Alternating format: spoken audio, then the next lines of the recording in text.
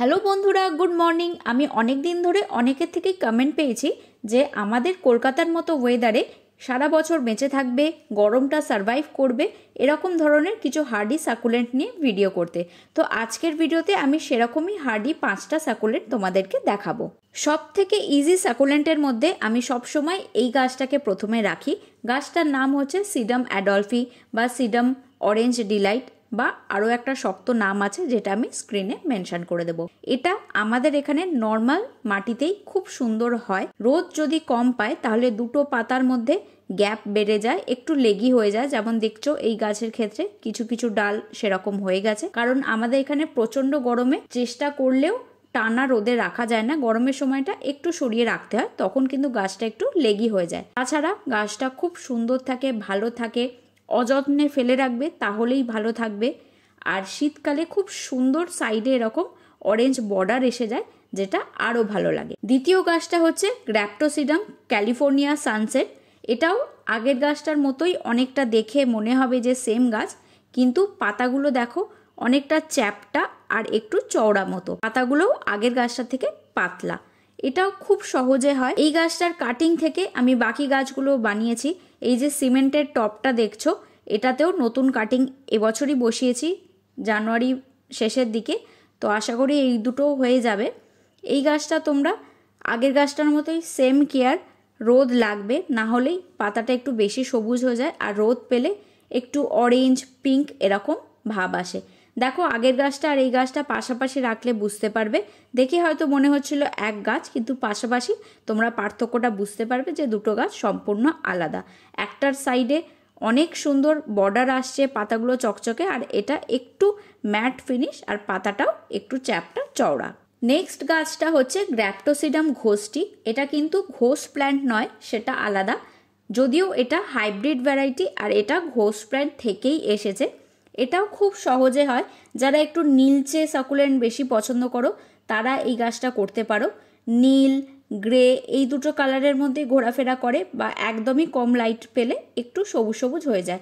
এটাও দেখো ওপরটা কেটেছিলাম, কাটিং করে অন্য গাছ বানিয়েছি, আর কাটিং করার ফলে ডালটার নিচ থেকেও নতুন নতুন গাছ কিন্তু বেরোচ্ছে। এটা তোমরা সহজে করতে পারবে। এটাও আমি একটা গাছ এরকম নর্মাল বালি মাটি মিশিয়ে করেছিলাম, আর একটা গাছ আমি সিন্ডারে বসিয়েছি। দেখো কাটিং করেই পাশের দুটো কিন্তু বানিয়েছি।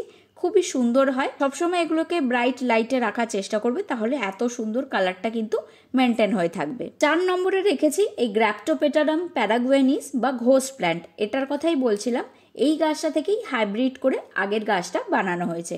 এটা একদমই গ্রে কালারের, লাইট গ্রে কালারের, খুব সুন্দর। এই টপটায় আমার 2 বছর ধরে গাছটা আছে, লেগি হয়ে গেছে। কাটিং করে এবছর করার সময় পাইনি। পরের বছর এই গাছটা থেকে কেটে নতুন গাছ বানাবো। অন্য একটা টবেও দেখো এই গাছটা আরও একটা আছে, যেটা গোড়া থেকে আরও দুটো নতুন ডাল বেরোচ্ছে। সব সময় অ্যাভয়েড করবে যে পাতাগুলোয় যেন টাচ না হয়, তাহলে কিন্তু এত সুন্দর গ্লেজটা থাকবে না। টাচ হলেই সেই জায়গাটা সবুজ হয়ে যায়, একটা লেয়ারের মতো উঠে যায়, সেটা কিন্তু দেখতে খুব একটা ভালো লাগে না। এই গাছটা আমার অন্যান্য টবেও ছোট ছোট ডাল আছে, যেগুলো থেকে কাটিং করে করে আমি মাল্টিপ্লাই করি, কারণ গরমে রিস্ক হয়ে যায় গাছগুলো কোনো মতে সারভাইভ করে। তাই সবসময় আমি প্রপাগেশন শীতকালে করি। আজকের ভিডিওতে লাস্ট আর 5 নম্বর গাছটা হচ্ছে গ্র্যাপ্টোভেরিয়া মার্পিন বা প্রিটি ইন পিঙ্ক, এই নামেও চেনা যায়। খুবই ইজিলি গাছটা হয়। আমি পাশের গাছটার ওপরটা কেটে অন্য একটা গাছ বানিয়েছিলাম। তারপর দেখো এই ডালটাতে কত ছোট ছোট গাছ নিজে থেকেই কিন্তু হচ্ছে। আমি কোনো রকম আলাদা ট্রিটমেন্ট করিনি, জাস্ট ওপর থেকে রোজেরটা কেটে আলাদা করে অন্য একটা গাছ বানিয়েছি, আর নিচ থেকে প্রচুর চারা হচ্ছে। এই গাছটা আমার অনেকগুলো টবেই আছে। এই যে সাকুলেন্ট অ্যারেঞ্জমেন্টটা দেখছো এটাতেও আছে, আর এটার নিচের ডালটা আমি দেখাচ্ছি। এটা কিন্তু আমি ওপরটা কাটিনি, তা সত্ত্বেও নিচ থেকে দেখো ছোট ছোট অনেক চারা বেরোচ্ছে। এই গাছটা যেমন তাড়াতাড়ি বাড়ে, সেরকমই নতুন নতুন চারাও খুব তাড়াতাড়ি হয়। আর ওপরের পোর্শনটা সবসময় এরকম ফুলের মতো হয়ে থাকে। নিচের দিকের পাতাগুলো কিন্তু শুকিয়ে ঝরে যায়, সেটা ভয় পাওয়ার কোনো কারণ নেই। নিচের পাতাগুলো চলে যাওয়ার পরেই কিন্তু এরকম ছোট ছোট চারাও নিচ থেকে বেরোতে থাকে। এই টবে যেমন এই গাছটা আছে, অন্য একটা বড় টবেও দুটো গাছ এই ভ্যারাইটি আমি করে রেখেছি। চেষ্টা করি সবসময় গাছগুলোকে মাল্টিপ্লাই করতে, কারণ যদি একটা মরে যায় যাতে এই ভ্যারাইটিটা না নষ্ট হয়ে যায়, আমার বাগানে যাতে থাকে, সবসময় আমি সোর্স বাড়িয়ে রাখি। তো এই গাছগুলো দিয়ে তোমরা শুরু করতে পারো যারা নতুন সাকুলেন্ট করবে ভাবছো। সব সময় চেষ্টা করবে শীতের শুরুতে গাছগুলো কিনতে, গরমকালে কিনো না, তাহলে নতুন পরিবেশে মানিয়ে নিতে কিন্তু ওদের অসুবিধা হবে। শীতকাল থেকে কিনে আস্তে আস্তে তোমাদের বাড়ির পরিবেশে অ্যাডজাস্ট করে নিলে গরমটা সারভাইভ করে গেলেই কিন্তু কোনো অসুবিধা হয় না, বর্ষাকালটাও সারভাইভ করে যাবে, তাহলে সারা বছর বেঁচে যাবে। তো আজকের ভিডিওটা এখানেই শেষ করছি, পরের ভিডিওতে খুব তাড়াতাড়ি দেখা হবে।